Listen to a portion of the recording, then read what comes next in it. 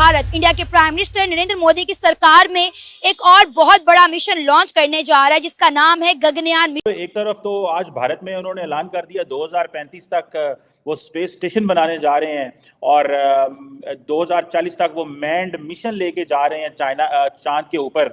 तार साहब, इंदौर में डेवलपमेंट्स बताएं और ये बताएं कि और यहाँ पे पाकिस्तान में तो हम जो है वो मार रहे हैं एक दूसरे को, वो पॉलिटिकल स्टेबिलिटी के रास्ते पे हैं।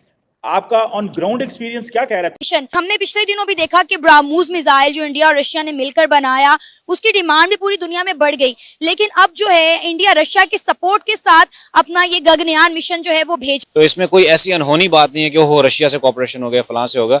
It's absolutely normal. साहब, ये जो इंदौर के हवाले से भी बताएं और ये जो मोदी साहब का प्लान है इस हवाले से भी। मैंने बताया, सबसे पहले मैं जब उतरा हूं वहां पे, तो वहां पे उतरते ही जो मुझे सबसे बड़ी, जो पिछली दफा नहीं थी मेरे ख्याल एयरपोर्ट पे, देवी अहल्या बाई होलकर का सामने एक पूरा म्यूजियम टाइप, उनकी तस्वीर, उनके स्टैचूज, वो सारी चीजें इंदौर के हिस्टोरिकल, और उनका बहुत बड़ा नाम है। यहाँ जो हॉस्पिटल है वो उसका नाम भी देवी अहल्या बाई होलकर, और यहाँ पे एयरपोर्ट का नाम भी यही है, यूनिवर्सिटी का नाम है, हॉस्पिटल का।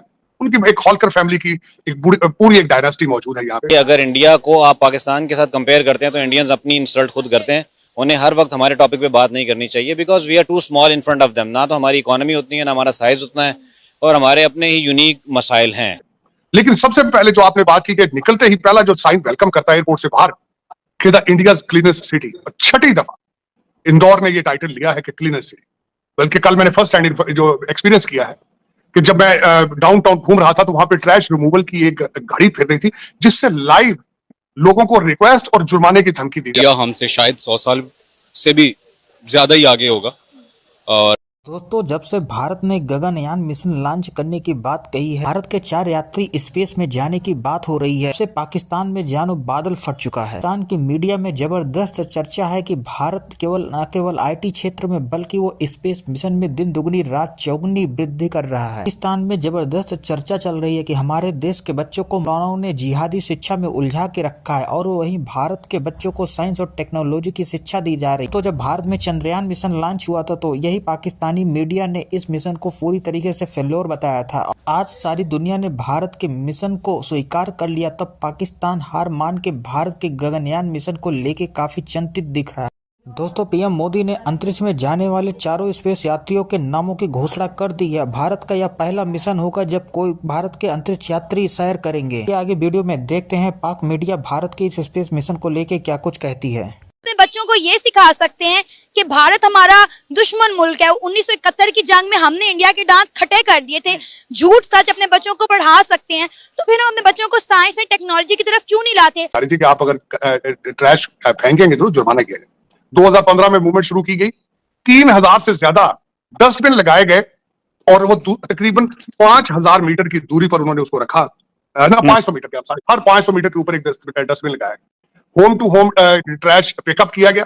जो अचीवमेंट उन्होंने की है कि उन्होंने वेट और ड्राई ट्रैश को अलग अलग किया उसको, और उसके बाद जो सबसे ज्यादा वेस्ट, उन्होंने एक वेस्ट डिस्पोजेबल अपनी उसकी वेस्ट मैनेजमेंट को उन्होंने इनकम के तौर पे इस्तेमाल किया। और मैं आई वाज शॉक्ड, जो मैंने दोस्तों से पूछा, 2020 के अंदर उन्होंने तकरीबन 14 करोड़ 15 करोड़ के करीब IMS जो इनकी यहाँ पे मैनेजमेंट है, उन्होंने उससे वेस्ट मैनेजमेंट से पैसे बनाए, वेस्ट, और उसका 8.5 करोड़ कार्बन क्रेडिट से पैसे बनाए। तो नॉट ओनली ये दुनिया के लिए एक मॉडल है। मेरे लिए शॉकिंग चीजें, मैं यहाँ पे नंबर सामने आ रहे हैं मेरे, कि टाटा कंपनी 365 बिलियन डॉलर की कंपनी है, जबकि मेरे वतन अजीज का टोटल साल का बजट ही 340 बिलियन है।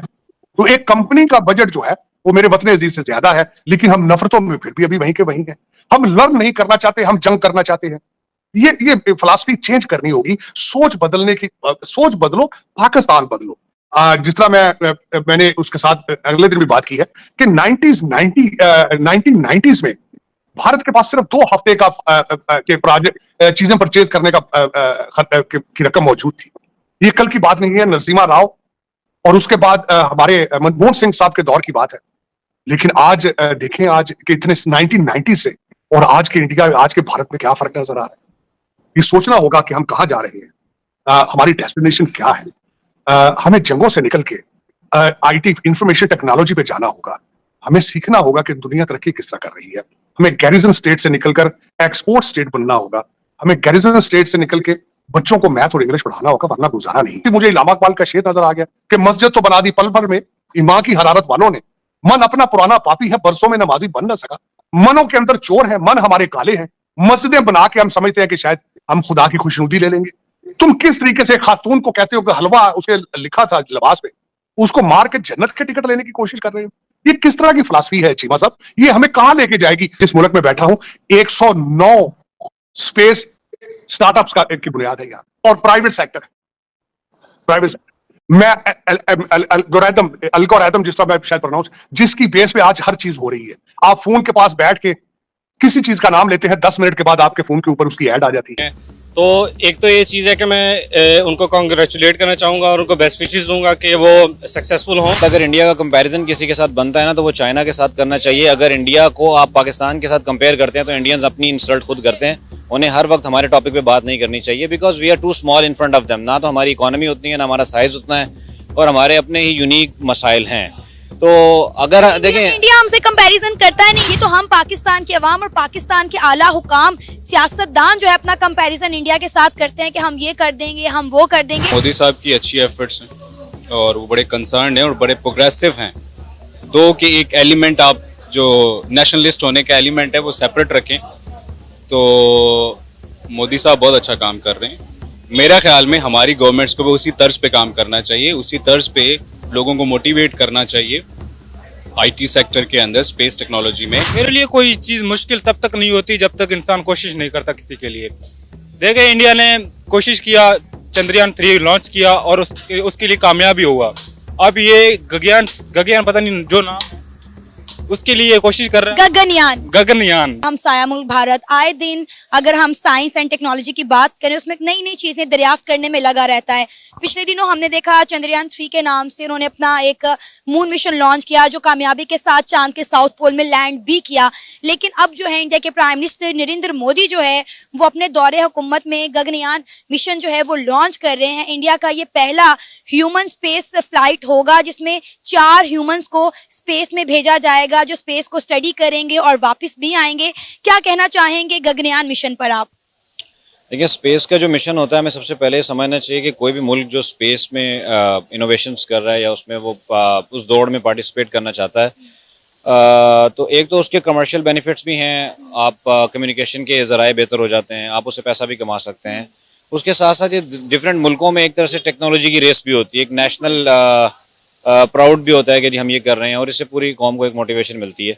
तो वो इस लिहाज से काम कर रहे हैं, तो अच्छी बात है। That's something good. मजे की बात है कि अमेरिका के साथ नहीं, रशिया की सपोर्ट के साथ इंडिया ये मिशन लॉन्च कर रहा है। हमने अक्सर देखा है कि इंडिया भारत के अंतरिक्ष यात्री 13 महीने रूस में कड़ी ट्रेनिंग लेकर आए हुए हैं और 2025 में भारत के गगनयान मिशन को लॉन्च होने के लिए 400 किलोमीटर ऊंचाई तक जाना होगा। तो 40 साल बाद भारत के लिए यह अवसर आया है कि उसके अपने देश का कोई यात्री स्पेस में जा रहा है। तो मोदी ने चारों स्पेस यात्रियों के नामों की घोषणा कर दी है। वे अपनी जबरदस्त ट्रेनिंग लेकर वापस आए हुए हैं।